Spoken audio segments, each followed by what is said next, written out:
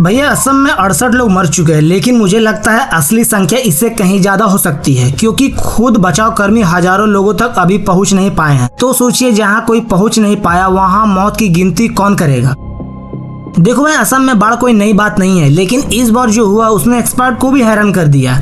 करीब 5 लाख से ज्यादा लोग प्रभावित हुए, हजारों घर पानी में डूब गए, खेती बर्बाद हो गई, लाखों पशु प्रभावित हुए और कई ऐसे जिले हैं जो बाढ़ की चपेट में आ गए, जहां आमतौर पर इतनी गंभीर स्थिति देखने को नहीं मिलती है। लेकिन सबसे ज्यादा सवाल यही उठ रहा है कि आखिर इस बार ऐसा क्या हुआ कि चरादेव, जोरहाट और शिवसागर जैसे काफी सुरक्षित माने जाने वाले इलाके भी पानी में डूब गए। क्या सिर्फ असम में हुई बारिश इसकी वजह थी, या इसके पीछे कोई भौगोलिक और वैज्ञानिक कारण छिपा हुआ है? आइए इसे आसान भाषा में समझते हैं।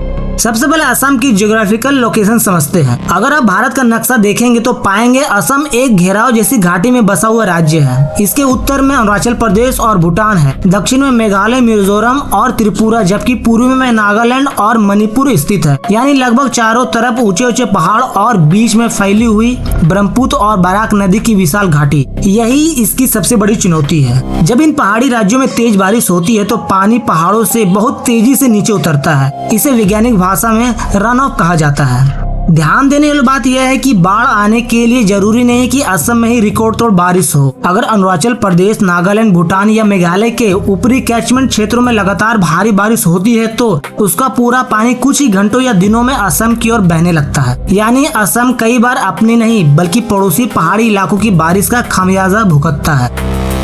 फिर बात आती है ब्रह्मपुत्र नदी की। तो भाई, ब्रह्मपुत्र दुनिया की सबसे शक्तिशाली और अधिक जल प्रवाह वाली नदियों में से एक मानी जाती है। इसकी लगभग 120 छोटी बड़ी सहायक नदियां हैं, यानी मानसून के दौरान एक साथ इसमें पानी छोड़ती है।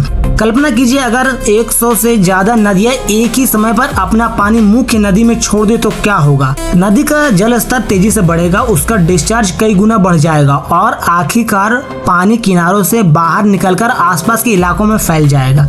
यही वजह है कि असम में बाढ़ अचानक बहुत तेजी से फैलती है। लेकिन भाई, कहानी यहाँ खत्म नहीं होती है। अब समझिए सबसे अहम कारण, सीडमेंट लोड यानी मिट्टी और पत्थर का बहाव। हिमालय दुनिया का सबसे युवा पर्वतों में गिना जाता है। इसे यंग फोल्ड माउंटेन कहा जाता है। युवा होने की वजह से यहाँ की चट्टानें अभी भी पूरी स्थिर नहीं है। बारिश के दौरान इसका तेजी से कटाव यानी इरोजन होता है। यह मिट्टी, रेत और छोटे बड़े पत्थर नदियों के साथ बहते हुए ब्रह्मपुत्र में पहुँच जाते हैं। सालों तक ऐसा होने से नदी के तल में भारी मात्रा में गाद जमा हो जाता है। जब नदी का तल ऊपर उठने लगता है तो उसकी पानी ले जाने की क्षमता कम हो जाती है। अब वही पानी पहले की तुलना में ज्यादा तेजी से बाहर फैलने लगता है और आसपास के गांव, खेत और शहर जलमग्न हो जाते हैं। यानी बाढ़ सिर्फ ज्यादा पानी की वजह से नहीं बल्कि नदी की क्षमता कम होने की वजह से भी आती है। अब आते हैं इस साल के सबसे बड़े ट्रिगर पॉइंट पे। 18 से 20 जुलाई के बीच नागालैंड और आसपास के इलाकों में अपर एयर साइक्लोन सर्कुलेशन विकसित हुआ। यह वातावरण में बनने वाला एक ऐसा सिस्टम होता है जो बहुत कम समय में अत्यधिक वर्षा करा सकता है। इसी मौसम प्रणाली के कारण नागालैंड के ऊपरी क्षेत्रों में बेहद भारी बारिश हुई।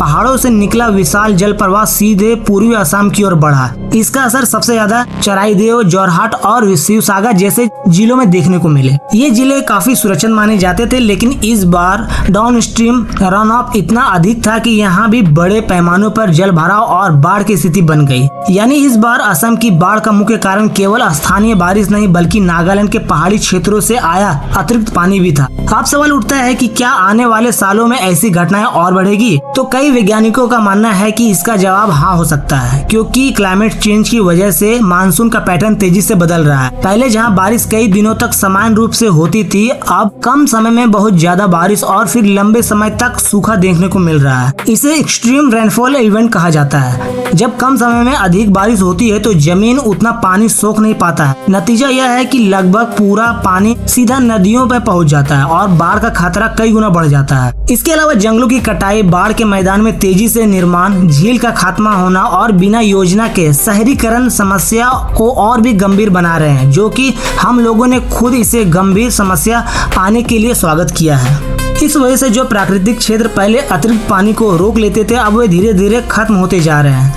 इसलिए आज की असम की बाढ़ सिर्फ एक प्राकृतिक आपदा नहीं बल्कि कई कारणों का संयुक्त परिणाम है। इसमें असम की भौगोलिक स्थिति, चारों तरफ के पहाड़ी राज्य, ब्रह्मपुत्र की विशाल नदी प्रणाली, हिमालय से आने वाला भारी सेडिमेंट, नागालैंड जैसी अपस्ट्रीम क्षेत्रों की अत्यधिक बारिश और तेजी से बदलता जलवायु पैटर्न सभी का महत्वपूर्ण भूमिका है। यानी अगर हमें असम की बाढ़ को वास्तव में समझना है तो सिर्फ यह देखना काफी नहीं है कि असम में कितनी बारिश हुई है, हमें पूरे ब्रह्मपुत्र बेसिन, आसपास के पहाड़ी राज्यों, मौसम प्रणाली और बदलते जलवायु पैटर्न को एक साथ समझना होगा। क्योंकि असम की बाढ़ केवल एक राज्य की समस्या नहीं है बल्कि पूरे उत्तर भारत का भौगोलिक और जलवायु प्रणाली से जुड़ी हुई चुनौती है। भाई अगर यह जानकारी आपको उपयोगी लगी हो तो वीडियो को शेयर जरूर करें ताकि ज्यादा से ज्यादा लोग समझ सके कि असम में हर साल आने वाली बाढ़ के पीछे केवल बारिश नहीं बल्कि हम लोगों ने जलवायु के साथ जो बेड़ा गर्क किया है उसका भुगतान है। जय हिंद, वंदे मातरम।